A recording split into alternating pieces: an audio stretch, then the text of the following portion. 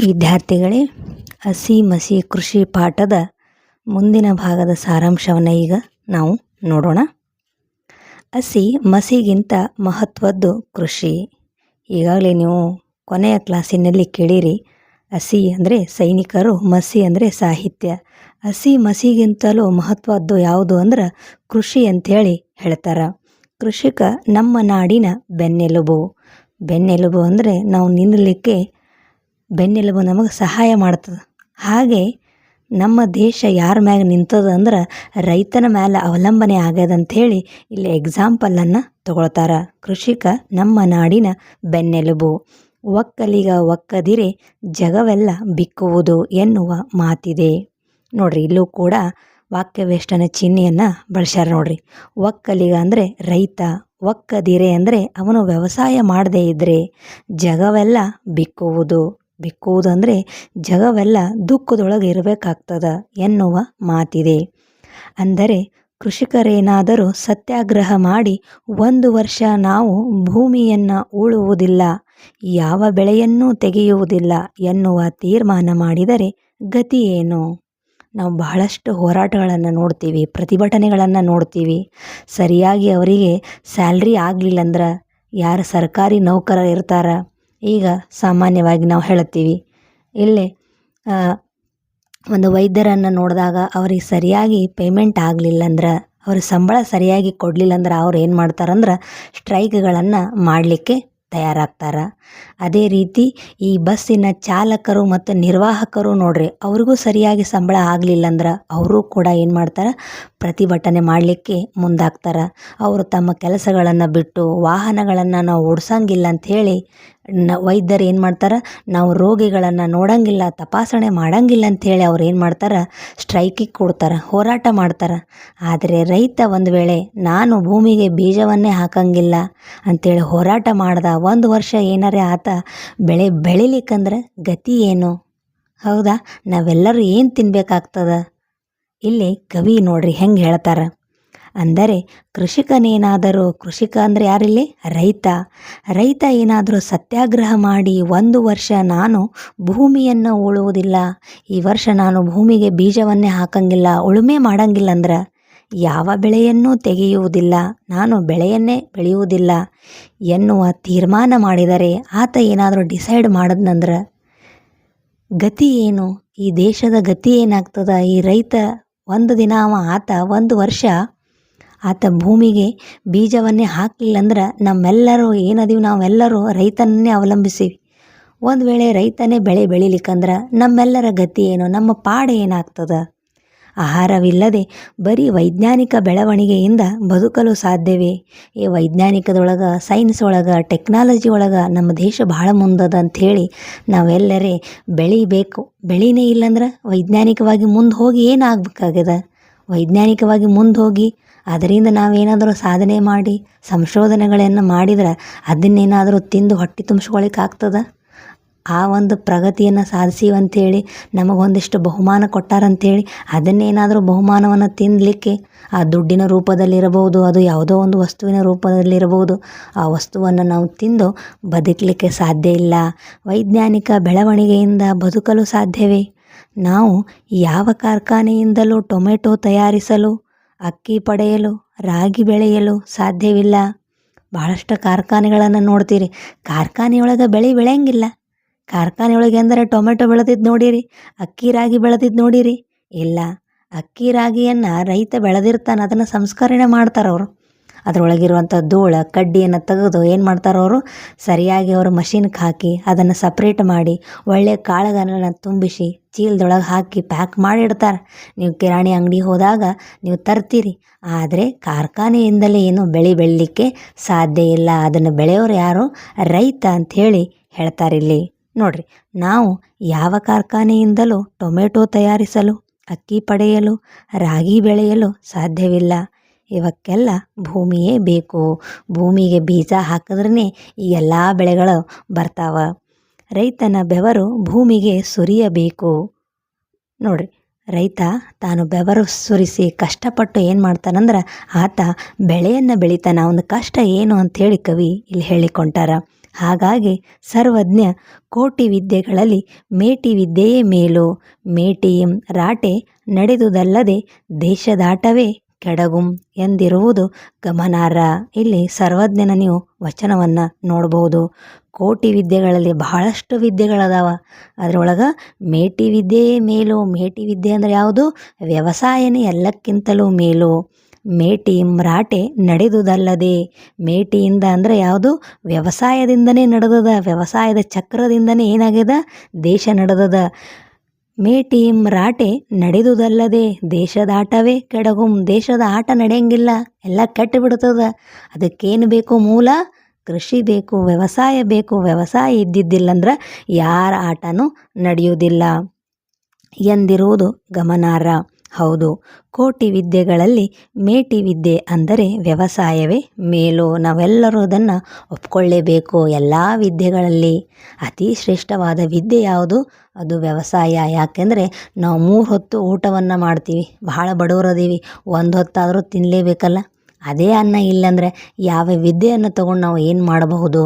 ಹೌದಾ? ಅದಕ್ಕೆ ಇಲ್ಲಿ ಕವಿ ಹೇಳ್ತಾರೆ, ಕೋಟಿ ವಿದ್ಯೆಗಳಲ್ಲಿ ಮೇಟಿ ವಿದ್ಯೆಯೇ ಮೇಲು ಅಂಥೇಳಿ ಸರ್ವಜ್ಞನ ವಚನವನ್ನು ಅವರು ನೆನಪು ಮಾಡ್ತಾರೆ. ಮೇಟಿ ವಿದ್ಯೆ ಅಂದರೆ ಇಲ್ಲಿ ವ್ಯವಸಾಯ ಅಂಥೇಳಿ ಹೇಳ್ತಾರೆ. ಆ ವ್ಯವಸಾಯ ಇಲ್ಲದಿದ್ದರೆ ದೇಶದ ಆಟವೇ ನಡೆಯೋದು. ಆ ವ್ಯವಸಾಯನೇ ಇಲ್ಲಂದ್ರೆ ದೇಶದೊಳಗೆ ಯಾವ ಕೆಲಸಗಳು ಆಗಂಗಿಲ್ಲ. ಎಲ್ಲ ಕೆಲಸಗಳು ಅಲ್ಲೇ ನಿಂತು ಬಿಡ್ತಾವ. ಯಾವುದು ಆಟನೇ ನಡೆಯಂಗಿಲ್ಲ ಅಂಥೇಳಿ ಹೇಳ್ತಾರೆ. ಆದರೆ ಇಂದು ಇಂಥ ಕೃಷಿಕರ ಗತಿ ಏನಾಗಿದೆ ಎಲ್ಲರಿಗೂ ಗೊತ್ತದ. ನಾವು ರೈತನ ಮೇಲೆ ಅವಲಂಬನೆ ಆಗೀವಿ. ಆದರೆ ಇವತ್ತು ಆ ಕೃಷಿಕನ ಗತಿ ಏನಾಗ್ಯದ? ಆ ರೈತನ ಗತಿ ಏನಾಗ್ಯದ? ಅವನು ಒಂದೆಡೆ ನಿಸರ್ಗದ ಜೊತೆ ಸೆಣಸಬೇಕು. ನಿಸರ್ಗ ಅಂದ್ರೆ ಪ್ರಕೃತಿಯ ಜೊತೆಗೆ. ಪ್ರಕೃತಿ ಜೊತೆ ಹೆಂಗೆ ಅವ ಹೋರಾಟ ಮಾಡ್ತಾನೆ? ಸೆಣಸು ಅಂದ್ರೆ ನಾವು ಹೋರಾಟ ಅಂತ ಕರಿತೀವಿ. ಯಾವ ರೀತಿ ಆತ ಹೋರಾಟ ಮಾಡ್ತಾನೆ ಪ್ರಕೃತಿಯೊಂದಿಗೆ? ಸಕಾಲಕ್ಕೆ ಸರಿಯಾಗಿ ಮಳೆ ಬರುವುದಿಲ್ಲ. ಬೀಜಗಳನ್ನು ಬಿತ್ತನೆ ಮಾಡಬೇಕು ಅಂದ್ರೆ ಮಳೆಗಾಲದೊಳಗೆ ಆತ ಏನು ಮಾಡ್ತಾನೆ? ಭೂಮಿಗೆ ಬೀಜವನ್ನು ಹಾಕ್ತಾನೆ. ಜೂನದೊಳಗೆ ಮಳೆಗಾಲ ಆರಂಭ ಆಗ್ತದೆ. ಆವಾಗ ಮಳೆ ಬರಬೇಕು. ಮಳೆ ಬಂದ್ರೆ ಭೂಮಿ ಹಸಿ ಆಗ್ತದೆ. ಅದರಿಂದ ಬೀಜಗಳನ್ನು ಹಾಕಿದ್ರೆ ಬೆಳೆ ಬರ್ತದೆ. ಮಳೆನೇ ಸರಿಯಾಗಿ ಆಗಲಿಲ್ಲ. ಈಗ ಜೂನ್ ಒಳಗೆ ಬರೋ ಮಳೆ ಆಗಸ್ಟ್ ಒಳಗೆ ಬಂತು, ಜುಲೈ ಒಳಗೆ ಬಂತು ಅಂದ್ರೆ ಒಂದು ತಿಂಗಳು ಏನಾಗ್ತದೆ? ಅಲ್ಲಿ ಹಿಂದೆ ಮುಂದೆ ಆಗಿಬಿಡ್ತದೆ. ಅಲ್ಲೇ ಸರಿಯಾಗಿ ಸರಿಯಾಗಿ ಆತ ಏನು ಮಾಡ್ಬೇಕಂದ್ರೆ ಬೀಜಗಳನ್ನು ಹಾಕಬೇಕಂದ್ರೆ ಸರಿಯಾಗಿ ಅವನಿಗೆ ಯಾವ ಟೈಮಿಗೆ ಮಳೆ ಬೇಕು ಆ ಟೈಮಿಗೆ ಏನಾಗಬೇಕು? ಮಳೆ ಬರಬೇಕು ಅಂಥೇಳಿ ಹೇಳ್ತಾರೆ. ಸಕಾಲಕ್ಕೆ ಸರಿಯಾಗಿ ಮಳೆ ಬರುವುದಿಲ್ಲ, ಉತ್ತಮ ಬೀಜ ಸಿಗುವುದಿಲ್ಲ. ಕೆಲವೊಬ್ರು ನೋಡ್ರಿ, ಈ ದಲ್ಲಾಳಿಗಳು ಬೀಜಗಳನ್ನು ಮಾರಾಟ ಮಾಡ್ತಾರೆ. ಬೀಜಗಳು ನೋಡ್ಲಿಕ್ಕೆ ಭಾಳ ಚಲೋ ಇರ್ತಾವೆ. ಹೌದಾ? ಭೂಮಿಗೆ ಹಾಕಿದ ತಕ್ಷಣ ಕೆಲವೊಂದು ಸರಿಯಾಗಿ ನಾಟಂಗಿಲ್ಲ. ಕೆಲವೊಂದು ಸರಿಯಾಗಿ ನಾಟಿದ್ರೆ ಏನಾಗ್ತಾವಂದ್ರೆ ಹಸಿರೇನೋ ರಗಡಿರ್ತದೆ, ಗಿಡಗಳು ಭಾಳ ದೊಡ್ಡವಾಗಿರ್ತಾವೆ. ಆದರೆ ಸರಿಯಾಗಿ ಅದರೊಳಗೆ ಕಾಳುಗಳೇ ಬೆಳೆಯಂಗಿಲ್ಲ. ನೋಡ್ಲಿಕ್ಕೆ ಭಾಳ ಹಸಿರದು, ಭಾಳ ದಡಸಿರ್ತದೆ ಗಿಡ, ಆದ್ರೆ ಕಾಳುಗಳ ಉತ್ಪತ್ತಿ ಅದರೊಳಗೆ ಕಡಿಮೆ ಆಗಿರ್ತದೆ. ಈ ರೀತಿ ಏನು ಮಾಡ್ತಾರಂದ್ರೆ ರೈತನಿಗೆ ಮೋಸವನ್ನು ಮಾಡ್ತಾರೆ. ಅದಕ್ಕೆ ಹೇಳ್ತಾರೆ ನೋಡ್ರಿ ಇಲ್ಲಿ, ಸಕಾಲಕ್ಕೆ ಸರಿಯಾಗಿ ಮಳೆ ಬರುವುದಿಲ್ಲ, ಉತ್ತಮ ಬೀಜ ಸಿಗುವುದಿಲ್ಲ. ಸರ್ಕಾರದಿಂದ ಸರಿಯಾಗಿ ಬೀಜಗಳ ಪೂರೈಕೆ ಆಗಂಗಿಲ್ಲ ಅಂತ ಹೇಳ್ತಾರೆ. ಭೂಮಿ ಬರಡಾಗುತ್ತಿದೆ. ಭೂಮಿಯೊಳಗೆ ಯಾವ ಸತ್ವನೂ ಇಲ್ಲ. ಭೂಮಿ ಬರಡಾಗ್ಲಕ್ಕತ್ತದ. ಬರಡು ಅಂದ್ರೆ ಬಂಜರು ಅಂತ ಕರಿತೀವಲ್ಲ. ಭೂಮಿಯೊಳಗೆ ಯಾವುದೇ ಒಂದು ಸತ್ವ ಇರಂಗಿಲ್ಲ. ಕ್ರಿಮಿಕೀಟಗಳ ಹಾವಳಿಯಿಂದ ಬೆಳೆಗೆ ವಿವಿಧ ರೀತಿಯ ರೋಗಗಳು ತಗುಲಿ ಬೇಸಾಯವೇ ಬೇಡ ಎನ್ನುವ ಪರಿಸ್ಥಿತಿ ನಿರ್ಮಾಣವಾಗುತ್ತಿದೆ.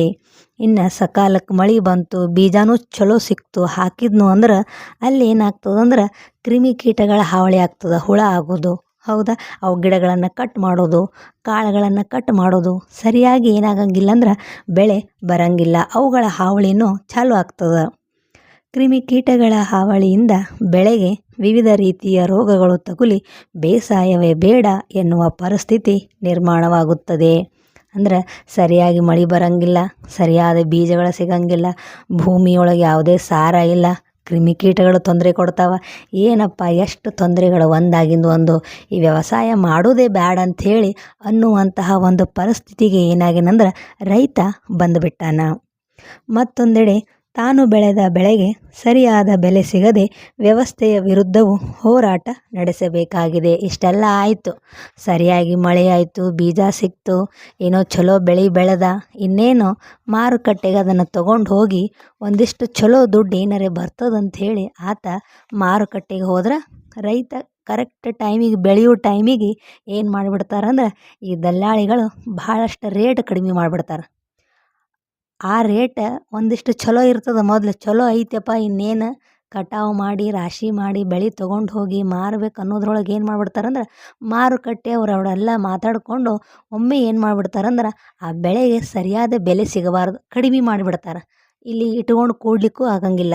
ಹೌದಾ, ಬೆಳೆ ಇನ್ನೊಂದು ಸ್ವಲ್ಪ ದಿನ ನಿಂತು ಮಾರಾಟ ಮಾಡ್ಬೇಕಂದ್ರೆ ಅವೆಲ್ಲ ಹುಳ ಹತ್ತಿಬಿಡ್ತಾವೆ.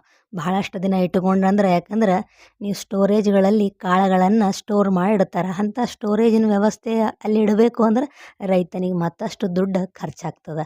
ಆತ ಮೊದಲೇ ಏನು ಮಾಡಿರ್ತಾನಂದ್ರೆ ಸಾಲವನ್ನು ಮಾಡಿ ಬೀಜ ತಂದ ಗೊಬ್ಬರ ಹಾಕಿ, ಹೌದಾ, ಒಂದು ವರ್ಷ ಕಷ್ಟಪಟ್ಟು ದುಡಿದಿರ್ತಾನೆ, ಅವನು ಸಾಲ ಸೋಲ ಮಾಡಿರ್ತಾನೆ. ಇನ್ನೇನು ಮಾರಬೇಕಂದ್ರೆ ಅಲ್ಲೇನಾಗಿರ್ತದೆ, ಸರಿಯಾದ ಮಾರುಕಟ್ಟೆ ಬೆಲೆ ಸಿಗಂಗಿಲ್ಲ. ಒಮ್ಮೆ ರೇಟ್ ಏನಾಗಿರ್ತದಂದ್ರೆ ಇಳಿದು ಬಿಟ್ಟಿರ್ತದೆ, ರೇಟ್ ಕಡಿಮೆ ಆಗಿಬಿಟ್ಟಿರ್ತದೆ. ನಮ್ಮ ದೇಶದ ರಾಜಕಾರಣಿಗಳು, ಅಧಿಕಾರಿಗಳು, ಬಂಡವಾಳಶಾಹಿಗಳು, ವ್ಯಾಪಾರಸ್ಥರು, ಸಾಹಿತಿಗಳು, ಸಂಶೋಧಕರು, ವಿಜ್ಞಾನಿಗಳು ಹೀಗೆ ಪ್ರತಿಯೊಬ್ಬರೂ ಬದುಕುತ್ತಿರುವುದು ಕೃಷಿಕರನ್ನು ಅವಲಂಬಿಸಿಯೇ.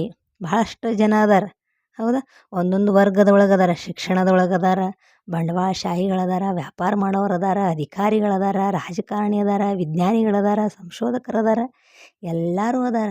ಎಲ್ಲರಿಗೂ ಏನು ಬೇಕು, ಹೊಟ್ಟೆಗೆ ತಿನ್ನಲಿಕ್ಕೆ ಅನ್ನನೇ ಬೇಕು. ಎಲ್ಲರೂ ನಾವು ಯಾರನ್ನು ಅವಲಂಬನೆ ಮಾಡೀವಿ. ಈಗ ನಾ ಪಾಠ ಹೇಳಕತ್ತೀನಿ, ನೀವು ಮಕ್ಕಳಿಗೆ ಕೇಳಿಕತ್ತೀರಿ ಪಾಠ. ನೀವು ಯಾರ ಮ್ಯಾಗ ಅವಲಂಬನೆ ಆಗೀವಿ?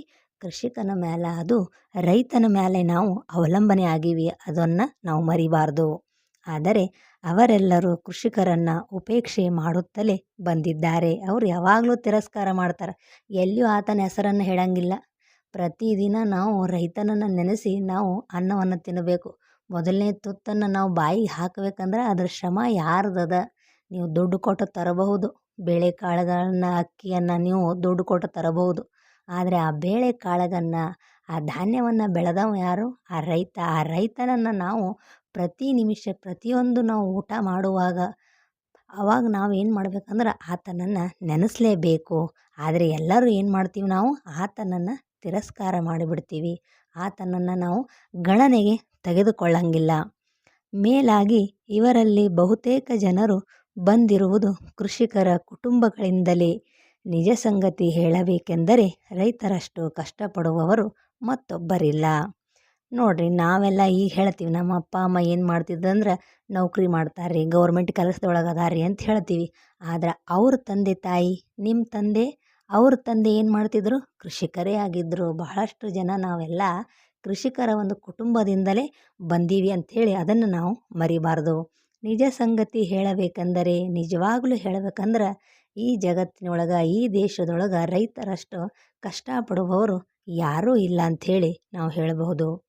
ಅವರಂತೆ ತೊಂದರೆ ಅನುಭವಿಸುವವರು ಬೇರೊಬ್ಬರಿಲ್ಲ. ಅವರಷ್ಟು ಕಷ್ಟಪಡೋರು ಯಾರೂ ಇಲ್ಲ, ಅವರಷ್ಟು ತೊಂದರೆಯನ್ನು ಅನುಭವಿಸೋರು ಯಾರೂ ಇಲ್ಲ. ಮಳೆ ಅನ್ನಂಗಿಲ್ಲ, ಬಿಸಿಲು ಅನ್ನಂಗಿಲ್ಲ. ಅವ್ರು ಏನು ಮಾಡ್ತಾರೆ? ಕಷ್ಟಪಟ್ಟು ಹೊಲದೊಳಗೆ ಕೆಲಸ ಮಾಡ್ತಾರೆ. ನೀವು ಸಾಮಾನ್ಯವಾಗಿ ನೋಡ್ಬೋದು, ನೀವು ಹೊಲಗಳಿಗೆ ನೀರನ್ನು ಹಾಯಿಸಲಿಕ್ಕೆ ಅಂಥೇಳಿ ಹೋಗ್ಬೇಕಂದ್ರೆ ಕೆಲವೊಂದು ಸರ್ತಿ ವಿದ್ಯುತ್ತನ್ನು ರಾತ್ರಿ ಕೊಡ್ತಾರೆ.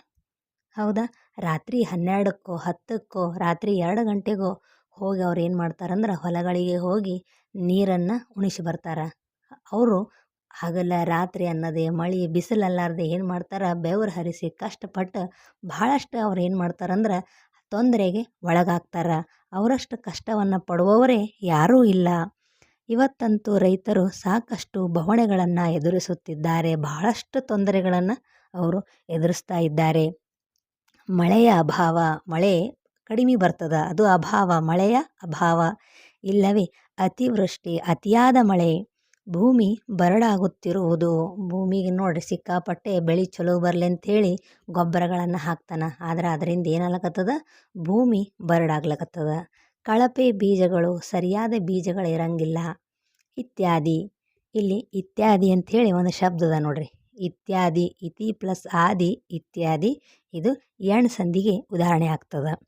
ಹೀಗಾಗಿ ಈ ಬದುಕೇ ನಶ್ವರ ಎನ್ನುವ ಭಾವನೆ ರೈತರಲ್ಲಿ ಬಂದಿದ್ದರೆ ಆಶ್ಚರ್ಯ ಪಡಬೇಕಾಗಿಲ್ಲ. ಯಾಕೆಂದ್ರೆ ಪ್ರತಿದಿನ ಪ್ರತಿ ವರ್ಷ ಇದೇ ಹಾಡಂದ್ರೆ ಅವನಿಗೆ ಜೀವನದೊಳಗೆ ಬೇಸರ ಆಗಿಬಿಡ್ತದೆ ರೈತನಿಗೆ. ಎಷ್ಟು ಮಾಡೋದಪ್ಪ, ಎಷ್ಟು ಮಾಡಿದ್ರು ಅಷ್ಟೇ ಅದ.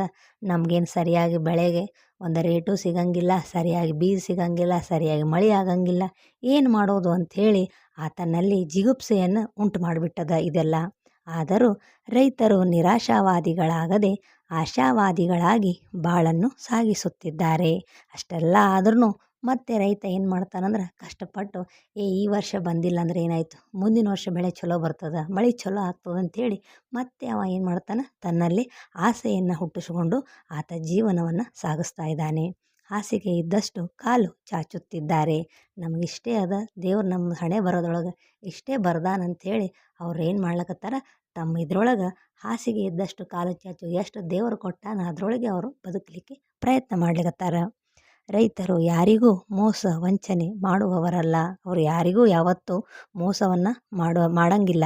ಬದಲಾಗಿ ಎಲ್ಲರಿಂದಲೂ ಮೋಸ ವಂಚನೆಗೆ ಒಳಗಾಗುತ್ತಿದ್ದಾರೆ. ಬದಲಾಗಿ ಅವ್ರು ಏನು ಹಾಕ್ತಾರಂದ್ರೆ ಬೇರೆಯವರಿಂದ ಮೋಸಕ್ಕೆ ಒಳಗೆ ಹಾಕ್ತಾರೆ ಹೊರತು ಅವ್ರು ಯಾರಿಗೂ ಮೋಸ ಮಾಡಂಗಿಲ್ಲ.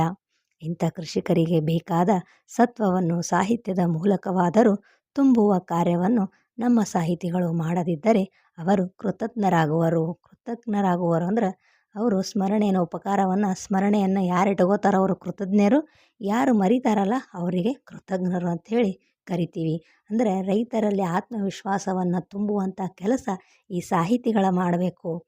ನಮ್ಮ ಸಾಹಿತಿಗಳ ಈ ಸಾಹಿತ್ಯದ ಮೂಲಕ ಅವರಿಗೆ ಧೈರ್ಯವನ್ನು ತುಂಬುವ ಕೆಲಸ ಮಾಡಬೇಕು. ಇಲ್ಲಾಂದ್ರೆ ಅವರು ಹಾಕಿದಂಥ, ಅವರು ದುಡಿದು ಕೊಟ್ಟಂಥ ಅನ್ನವನ್ನು ತಿಂದು ಅವರಿಗೆ ಕೃತಜ್ಞರಾಗಬೇಕು ಹೊರತಾಗಿ ಕೃತಜ್ಞರಾಗಬಾರದು ಅಂಥೇಳಿ ಇಲ್ಲಿ ಕವಿ ಅವರನ್ನು ಸಾಹಿತ್ಯದ ಮೂಲಕ ಅವರಿಗೆ ಶಕ್ತಿಯನ್ನು ತುಂಬಬೇಕು ಅಂಥೇಳಿ ಸಾಹಿತಿಗಳಿಗೆ ಈ ಮುಖಾಂತರ ಅವರು ಹೇಳಲಿಕ್ಕೆ ಇಚ್ಛಪಡ್ತಾರೆ. ಇದಿಷ್ಟು ಈ ಪಾಠದ ಸಾರಾಂಶ. ಧನ್ಯವಾದ ಮಕ್ಕಳೇ.